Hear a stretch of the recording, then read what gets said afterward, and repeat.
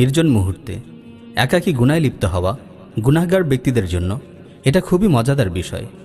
তবে এর চেয়ে হাজারো গুণ বেশি মজাদার বিষয় হচ্ছে নির্জন মুহূর্তে আল্লাহর ইবাদতে লিপ্ত হওয়া। কেননা গুনার স্বাদ এটা কখনোই ইবাদতের স্বাদের ধারে কাছেও যেতে পারে না। তাহলে আমরা কেন এত মজাদার বিষয়কে রেখে নিকৃষ্ট বিষয়ে জড়িয়ে পড়ছি? একজন লোক নিজের কৃতকর্মের কারণে অনুতপ্ত হয়ে বলছিলেন, ইতিপূর্বে আমি অনেক গুনাহ করেছি, নির্জন মুহূর্তে বিভিন্ন অপরাধে লিপ্ত হয়েছি। আল্লাহ ছাড়া আমার ওই অপরাধগুলো আর কেউ দেখেনি।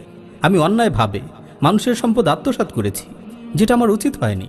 আমি নির্জন মুহূর্তে মোবাইল কম্পিউটারের সামনে বসে বসে অনেক পাপাচার করেছি।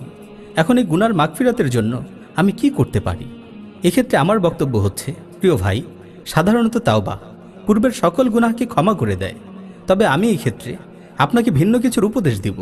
আমার উপদেশ হচ্ছে, আপনি আল্লাহ তাআলাকে ভিন্ন কিছু করে দেখান।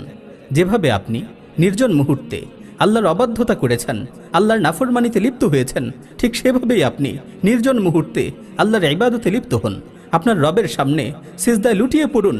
নির্জন মুহূর্তে আপনার প্রতিপালকের নিকট ফরিয়াদ করুন, আপনার প্রতিপালকের নিকট ক্ষমা প্রার্থনা করুন।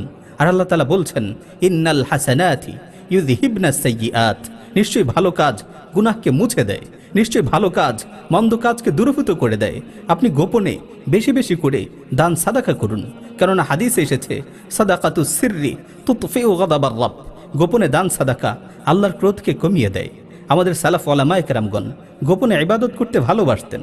ইবাদতের ক্ষেত্রে তারা এতটাই গোপনীয়তা অবলম্বন করতেন যে তাদের ইবাদত সম্পর্কে তাদের স্ত্রী সন্তান এমনকি ঘরের লোকেরাও পর্যন্ত জানত না। এটাই ছিল ইবাদতের ক্ষেত্রে আমাদের সালাফদের নীতি। সুতরাং আপনি গোপনে আল্লাহর ইবাদত করুন।